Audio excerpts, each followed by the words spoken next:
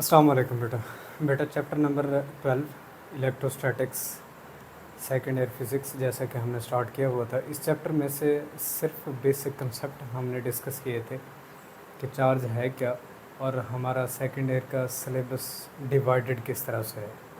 ये basic concept हम अपने पहले लेक्चर के अंदर देख चुके थे। आज के लेक्चर के अंदर बेटा हमने डिस्कस करना है Coulomb's law for the first time.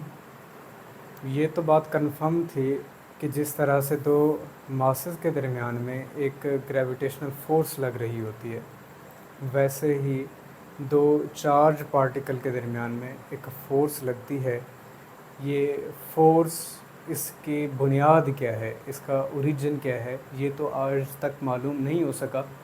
जिस तरह से ग्रेविटेशनल फोर्स की बुनियाद के बारे में नहीं पता, लेकिन ट्रांसफ़र ऑफ फोर्स, चाहे वो इलेक्ट्रोस्टैटिक फ़ोर्स की बात कीजिए या फिर ग्रेविटेशनल फ़ोर्स की बात की जाए, ये एक पार्टिकल से दूसरे पार्टिकल तक या एक बॉडी से दूसरी बॉडी तक ट्रांसफ़र किस तरह से होती हैं, उसकी बेसिक जो वजह है बेटा वो है फील्ड पार्टिकल का एक्सचेंज। इलेक्ट्रोस्टैटिक फ़ोर्स हमेशा फील्ड पार्टिकल के एक्सचेंज की वजह से ट्रांसफ़र होती है और इसके फील्ड पार्टिकल हैं बेटा ग्लूऑन्स, जिनके बारे में प्रिडिक्ट नहीं किया गया बल्कि इनको एक्सपेरिमेंटली तौर पर प्रूव किया जा चुका है। जबकि वहीं ग्रेविटेशनल फोर्स, इनके जो फील्ड पार्टिकल्स हैं उनको नाम दिया जाता है ग्रेविटॉन्स का। ये प्रिडिक्टेड पार्टिकल्स हैं, अभी तक इन्वेंट नहीं हुए, तो इनके ओरिजिन का तो पता नहीं है, लेकिन हाँ ये एक पार्टिकल से दूसरे पार्टिकल तक या एक बॉडी से दूसरे बॉडी तक ये ट्रांसफ़र किस तरह से होती हैं उसका मैकेनिज़्म इन फील्ड पार्टिकल की वजह से ही होता है। तो एक इलेक्ट्रोस्टैटिक फ़ोर्स की बुनियाद का तो नहीं पता, लेकिन हाँ इसकी मिकदारी पैमाइश के कितनी मिकदार में एक पार्टिकल के ऊपर किसी दूसरे चार्ज पार्टिकल की वजह से फ़ोर्स लगती है, इसको फॉर द फर्स्ट टाइम एक फ्रेंच मिलिट्री इंजीनियर थे जिन्होंने कैलकुलेट किया था, और वो थे बेटा चार्ल्स कूलम। इन्होंने अपना लॉ दिया था इसी इलेक्ट्रोस्टैटिक फ़ोर्स की क्वांटिटेटिव मेजरमेंट के ऊपर, और वो लॉ आज हमने डिस्कस करना है। तो Coulomb's law for the first time बेटा 1785 में इन्होंने दिया था, और इसको डिफ़ाइन कैसे करते हैं? The electrostatic force between two point charges is directly proportional to the product of magnitude of charges and inversely proportional to the square of the separation between the charges. Coulomb's ने कहा था कि दो charge particle के दरमियान में जो force होती है ये हमेशा डायरेक्टली प्रोपोर्शनल होती है उन चार्ज पार्टिकल के ऊपर मौजूद चार्ज की मैग्नीट्यूड के प्रोडक्ट के। फ़र्ज़ कर लें बेटा हमारे पास दो चार्ज पार्टिकल हैं, एक के ऊपर चार्ज की मैग्नीट्यूड मिकदार है Q1 और दूसरे पार्टिकल के ऊपर चार्ज की मैग्नीट्यूड है बेटा Q2, और इनको R फासला के ऊपर रखा गया है, R सेपरेशन यानी कि R डिस्टेंस के ऊपर इनको रखा गया है। अब इस लॉ के मुताबिक हमेशा जो इलेक्ट्रोस्टैटिक फ़ोर्स या कूलम फोर्स इन दो चार्ज पार्टिकल के दरमियान में प्रोड्यूस होती है, चाहे वो फोर्स ऑफ अट्रैक्शन हो या फोर्स ऑफ रिपल्शन, वो इन दोनों चार्जेस के ऊपर जो चार्ज की मिकदार है, मैग्नीट्यूड है, इनके प्रोडक्ट के डायरेक्टली प्रोपोर्शनल होगी। F directly proportional to Q1 Q2, और दूसरा बेटा इसने कहा था कि and inversely proportional to the square of the separation between the charges, कि दो चार्जेस के दरमियान में जो सेपरेशन है इसके मुरब्बा के इन्वर्सली प्रोपोर्शनल है। F is inversely proportional to 1/r square, और R को बेटा हमने यहाँ पर डिस्टेंस और separation between the charges consider किया हुआ है। अब दोनों को इकट्ठा कर दें, F is proportional to Q1 Q2 divided by R square. आप साइन ऑफ प्रोपोर्शनैलिटी बेटा हटाएंगे तो यहाँ से F बराबर होगा कि Q1 Q2 divided by R square, जहाँ K बेटा कांस्टेंट है जिसको नाम दिया जाता है बेटा इलेक्ट्रिकल कांस्टेंट का, और इस K की वैल्यू बेटा मीडियम डिपेंडेंट होती है, हाई यूनिट्स। ये इन दो चीज़ों के ऊपर डिपेंड करती है कि दो चार्जेस के दरमियान में मीडियम किस तरह का है और SI यूनिट्स आप किस तरह के ले रहे हैं। ये इसकी वैल्यू, इस K की वैल्यू इन दो चीज़ों के ऊपर डिपेंड करती है। अब K हमारे पास बेटा ये फॉर द फ्री स्पेस, अगर दो चार्जेस के दरमियान में फ्री स्पेस रखी गई हो, बेटा किसी किस्म का कोई मीडियम मौजूद ना हो, तो उस वक्त के बराबर होता है 1/4 पाई एप्सिलॉन नॉट, जहाँ एप्सिलॉन नॉट को बेटा परमिटिविटी ऑफ फ्री स्पेस कहते हैं। कि कोई भी एक मीडियम अपने अंदर से इस इलेक्ट्रोस्टैटिक फोर्स को कितनी कुछ परमिशन देता है, अलाउ करता है कि उस मीडियम में से पास आउट हो जाए। ये लफ्ज़ परमिटिविटी इसीलिए इस्तेमाल किया जाएगा। अब चूंकि free space as a medium आपने इस्तेमाल किया हुआ है, तो इसीलिए यहाँ पर परमिटिविटी ऑफ फ्री स्पेस का उसने लफ्ज़ इस्तेमाल किया हुआ है। आगे जाकर हम देखेंगे कि बेटा अगर कोई मीडियम इस्तेमाल कर लिया जाए तो ये परमिटिविटी किस तरह की होती है, वैल्यूज़ क्या होंगी, वो नेक्स्ट हम अभी इसको डिस्कस कर लेते हैं। और इसके अंदर दूसरा बेटा फैक्टर एप्सिलॉन नॉट, ये जो परमिटिविटी ऑफ फ्री स्पेस है, इसकी वैल्यू आपके पास कैलकुलेटेड है 8.85 10⁻⁻12। अब इसके यूनिट को जहन में रखिएगा, क्योंकि इसका यूनिट आपसे एमसीक्यूज़ के तौर पर अक्सर पूछा गया है। और इसकी वैल्यू यूनिट बेटा इसके फार्मूला से आप कैलकुलेट कर सकते हैं। यहाँ आ जाए, अभी हमने कोलम फोर्स के बारे में पढ़ा कि Q1 Q2 divided by R square. बेटा हमने अगर के का यहाँ से ऐसा यूनिट निकालना होगा तो आपने F के साथ आर स्क्वायर को मल्टीप्लाई कर लेना है और Q1 Q2 नीचे डिवाइड कर लेना है। तो फोर्स यहाँ से के का मैं रिलेशन लिख रहा हूँ बेटा, ये बराबर होगा हमारे पास F R square divided by Q1 Q2। यहाँ से के यूनिट्स बना सकते हैं। फोर्स बेटा हमेशा न्यूटन्स में मेजर की जाती है और सेपरेशन का स्क्वायर है, यानी कि डिस्टेंस हमेशा मीटर में और इसका स्क्वायर करना है, और चार्जेस यानी कि कॉलम का स्क्वायर। तो के का यूनिट बनता है न्यूटन मीटर स्क्वायर पर कॉलम स्क्वायर। अब चूंकि यहाँ पर एप्सिलॉन नॉट इसके साथ इन्वर्स रिलेशन रखता है, यानी कि अगर आप एप्सिलॉन नॉट को कैलकुलेट करना चाहेंगे तो एप्सिलॉन नॉट आपके पास बराबर होगा 1/4 पाई के। ये रिलेशन आपके पास बन जाएगा एप्सिलॉन नॉट का। अब के जितने भी यूनिट हैं डिवीजन में आ रहे हैं, तो आपने इनको जाकर ऊपर रिवर्स कर लेना है। जो पॉजिटिव वैल्यूज़ थी वो नेगेटिव हो जाएंगी और जो नेगेटिव हैं वो आपके पास पॉजिटिव हो जाएंगी। नेगेटिव यहाँ पर किस तरह से बेटा, इसको सिंपल कर लें, न्यूटन मीटर स्क्वायर पर कॉलम स्क्वायर इसको लिखा जा सकता है। अब इसका रिवर्स बना लें तो आपके पास ये यूनिट आ जाएगा किसका बेटा, परमिटिविटी ऑफ फ्री स्पेस का, एप्सिलॉन नॉट का।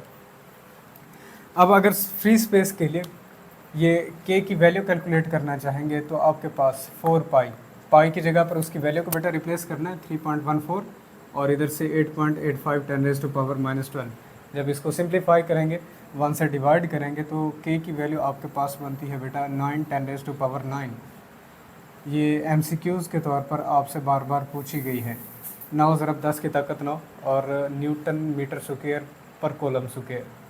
फ्री स्पेस में के की वैल्यू ये एज सच रहने दें तो आपके पास एफ यानी कि कॉलम फोर्स या electrostatic force for the free space or no medium between the charge particles, के दो चार्ज पार्टिकल्स के दरमियान में या तो फ्री स्पेस मौजूद है, आपने किसी किस्म का कोई मीडियम नहीं रखा।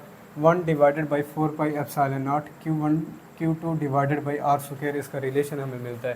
तो आपको यहाँ लफ्ज़ वैक्यूम कुछ बुक्स के अंदर एज अ सब्सक्रिप्ट मिलेगा, तो घबराना नहीं है बेटा, ये वैक्यूम के लिए यानी कि फ्री स्पेस के लिए लफ्ज़ इस्तेमाल कर रहा है। ठीक है, कुछ बुक्स में इस तरह के नोटेशन इस्तेमाल कर लेता है।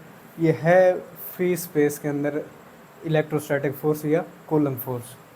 अब चूँकि फोर्स आपके पास वेक्टर है तो यहाँ से एक और हमने बेटा शॉर्ट क्वेश्चन करना है कि कॉलम लॉ न्यूटन के थर्ड लॉ को फॉलो करता है। हर अमल का एक रद्द अमल होता है, वो किस तरह से बेटा इसको फॉलो करता है वो हमने यहाँ पर इसकी वेक्टर फॉर्म से डिराइव करना है। जैसा कि बेटा कॉलम फोर्स के बारे में हम देख रहे हैं कि ये म्यूचुअल फोर्स है, बाहिमी फोर्स है, यानी कि एक चार्ज किसी दूसरे चार्ज के ऊपर लगाता है। जब एक चार्ज किसी दूसरे चार्ज की फील्ड में आता है तब ये फोर्स महसूस करना शुरू करते हैं। अब म्यूचुअल फोर्स है तो उसके लिए बेटा फ़र्ज़ कर लेते हैं वही हमारे पास कन्फिग्रेशन है। Q1 Q2 चार्ज हैं जिनको आर सेपरेशन के ऊपर रखा गया है। अब गौर कीजिए, हम एक फोर्स बना लेते हैं जो कि इलेक्ट्रोस्टैटिक फोर्स है कि Q2 फोर्स महसूस कर रहा है, किसकी वजह से, Q1 के आने की वजह से। अब इस तरह की फोर्स को अगर हम बेटा रिप्रेजेंट कर दें F21 यानी कि सेकंड चार्ज फर्स्ट चार्ज की वजह से जो फोर्स महसूस करेगा, वो हमारे पास F21 से रिप्रेजेंट की जाएगी। अब किसी भी एक वेक्टर की डायरेक्शन को ज़ाहिर करने के लिए ऑलरेडी हमें एक यूनिट वेक्टर इस्तेमाल करना पड़ता है, तो इसके लिए F21 फोर्स के लिए यूनिट वेक्टर R21 आप इस्तेमाल कर लें। और वहीं Q1 भी एक फोर्स महसूस करेगा। वो फोर्स कौन सी होगी? F12, यानी कि फर्स्ट चार्ज के ऊपर सेकंड चार्ज की वजह से लगने वाली फोर्स F12। फोर्स अब एक वेक्टर है बेटा, तो वेक्टर की डायरेक्शन को रिप्रेजेंट करने के लिए आपको बेटा यहाँ पर एक यूनिट वेक्टर इस्तेमाल करना पड़ेगा। अब वो यूनिट वेक्टर आपके पास क्या है? R12 यूनिट वेक्टर फोर्स 12 की डायरेक्शन को रिप्रेजेंट करेगा। अब ये दो फोर्सेस हमें मिल गई। अब इन फोर्सेस को यहाँ पर सिंपली मैंने डिफाइन भी किया हुआ है, force on a charge Q1 due to Q2, और इसको बेटा रिप्रेजेंट करना है 1-2 से। Force on charge Q2 due to Q1, इसको बेटा फोर्स 2-1 से रिप्रेजेंट करना है। अब simply according to Coulomb's law, कोई भी एक फोर्स बेटा यहाँ कंसिडरेशन में कर लें कि पहले चार्ज के ऊपर सेकंड चार्ज की वजह से लगने वाली फोर्स F12 बराबर है 1/4 pi epsilon not Q1 Q2 divided by R square, और इधर से बेटा R12 यूनिट वेक्टर इसको लिख लें। अब ये एक मसावात बन जाएगी।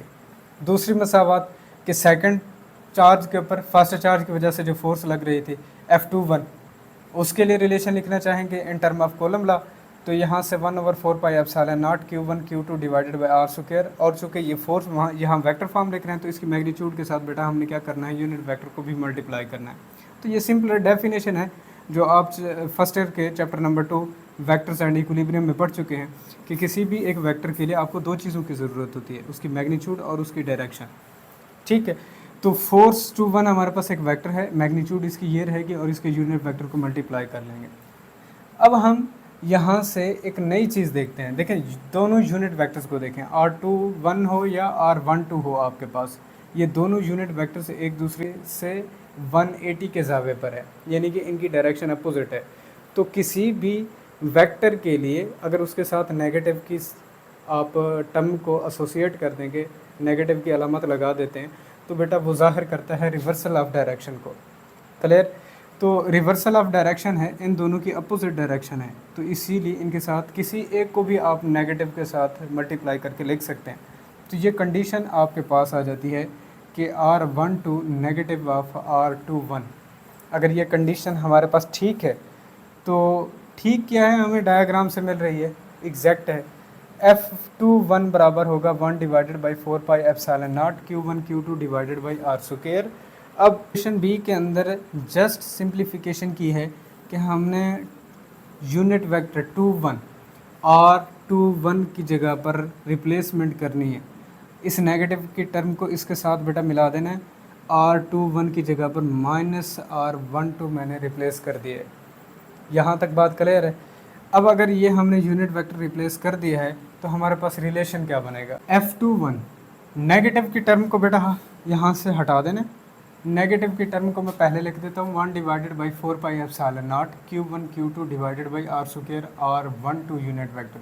अब ये सारी वैल्यू तो हमारे पास F12 की थी, हमने इसकी जगह पर F12 लिखना है और इधर से नेगेटिव की टर्म। हर अमल का एक रद्द अमल होता है जो कि मिकदार में बराबर लेकिन सिमत में मुखालिफ होता है। तो F21 बराबर है माइनस F12। अमल और रद्द अमल की फोर्सेस सामने आ रही हैं जो साबित कर रही हैं कि कूलम लॉ बिल्कुल वेक्टर फॉर्म में न्यूटन थर्ड लॉ की ही हमें शक्ल दिखाता है, यानी कि न्यूटन थर्ड लॉ से मिलता जुलता है। तो ये था हमारे पास बेटा शॉर्ट क्वेश्चन जो कि हमने यहाँ पर डिस्कस करना था। Hence Coulomb law obeys the Newton third law of motion. देखें फोर्स चार्जेस के प्रोडक्ट के डायरेक्टली प्रोपोर्शनल है। आप एक चार्ज को दुगना करेंगे तो फोर्स दुगना हो जाएगी, अब दोनों चार्जेस को दुगना कर देंगे तो फोर्स 4 गुना बढ़ जाती है।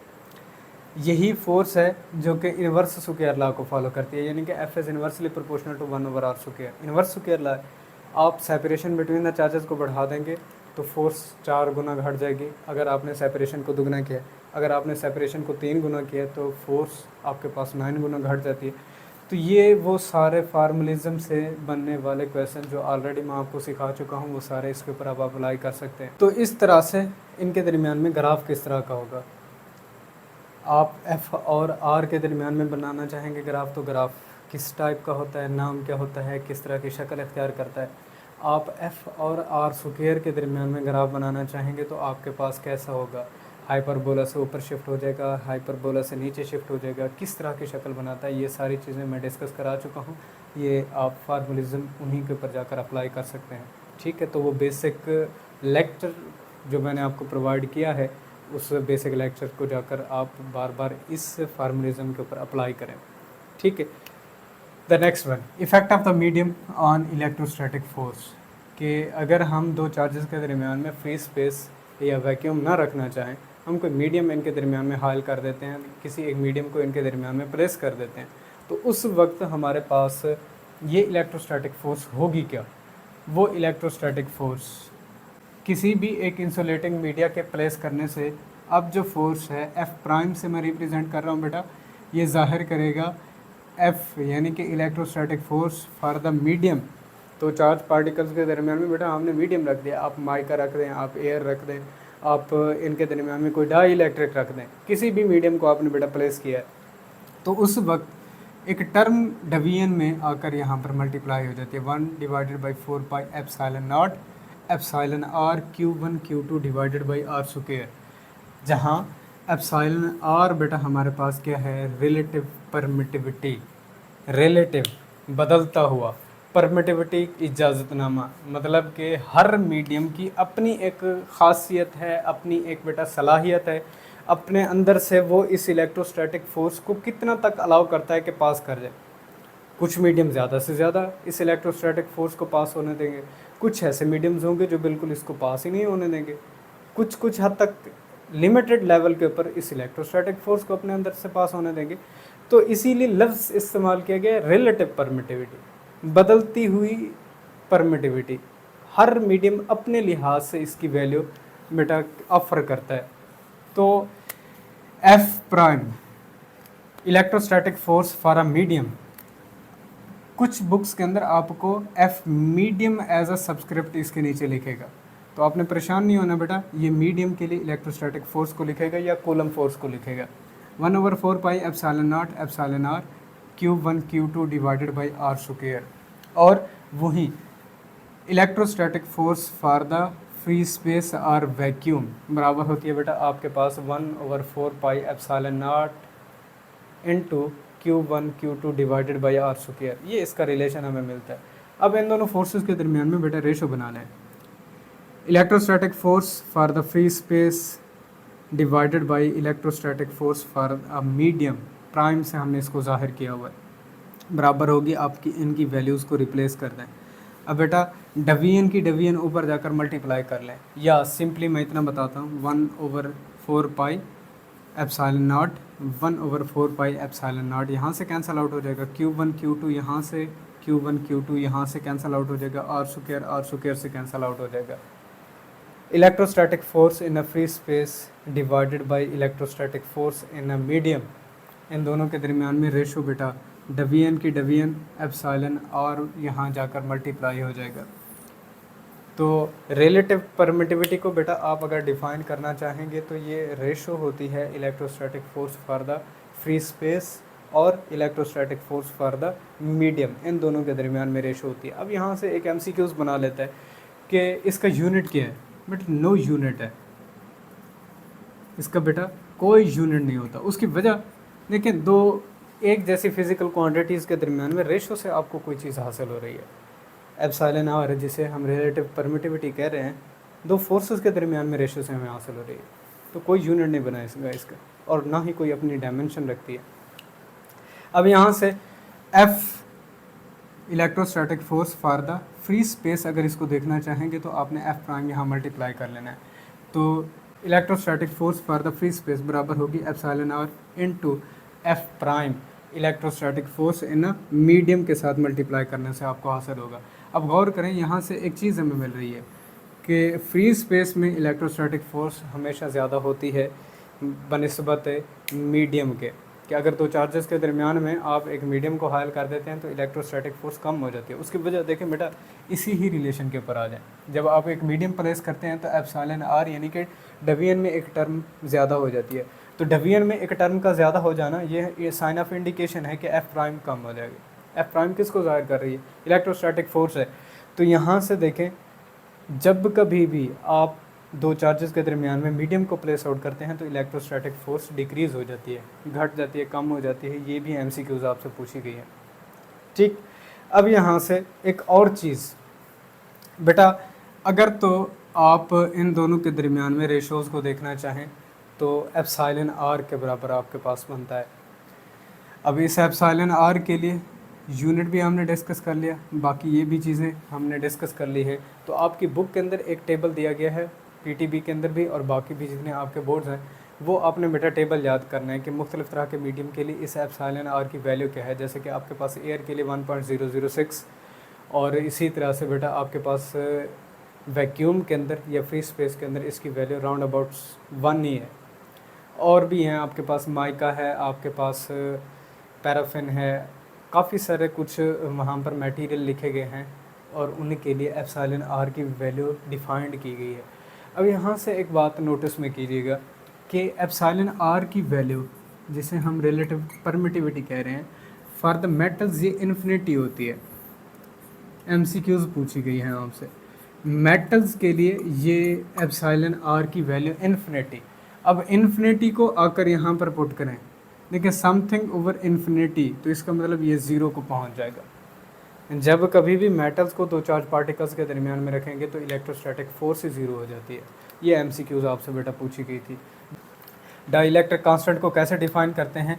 It is the ratio between the electrostatic force for a free space and the electrostatic force for a medium. ये रेशो होती है electrostatic force for the free space और electrostatic force for a medium के दरमियान में, और इसका कोई यूनिट नहीं होता, ये ऑलरेडी हम डिस्कस कर चुके हैं। तो ये था बेटा हमारा इंपॉर्टेंट लॉन्ग क्वेश्चन जो कि इलेक्ट्रोस्टैटिक्स के अंदर बार बार आपसे पूछा गया है, और इसके अंदर जो इंपॉर्टेंट आपके पास शॉर्ट क्वेश्चन है कि किस तरह से ये थर्ड लॉ को फॉलो करता है, मीडियम का क्या इसके ऊपर इफेक्ट है, के को क्या कहते हैं। एमसीक्यूज़ में बेटा आपके पास के की वैल्यूज़ क्या हैं, इसके यूनिट क्या हैं, डायमेंशन क्या बनेगी। फिर इसी तरह से बेटा आप एप्सिलॉन नॉट, इसकी वैल्यू क्या है, इसके यूनिट क्या हैं, इसकी डायमेंशन क्या बनेगी। ये सारी एमसीक्यूज़ हैं आपके पास। अब कॉलम फोर्स आपके पास म्यूचुअल फोर्स है, सिंगल फोर्स है। जिस तरह से आपने ग्रेविटेशनल फोर्स के बारे में मैंने बताया कि वो भी आपके पास म्यूचुअल फोर्स होती थी, दो अजसाम के दरमियान में लगती थी, वैसे ही ये बेटा ये म्यूचुअल फोर्स होती है। तो ये क्रिटिकल कुछ पॉइंट्स थे जो कि एमसीक्यूज़ के लिहाज से पूछे जाते हैं और अक्सर ये आपसे लॉन्ग क्वेश्चन के तौर पर पूछा जाता है। होप सो आपको वीडियो पसंद आई होगी। इंशाल्लाह अपने नेक्स्ट लेक्चर के साथ हाजिर होंगे। इजाज़त दीजिए, अल्लाह हाफ़िज़।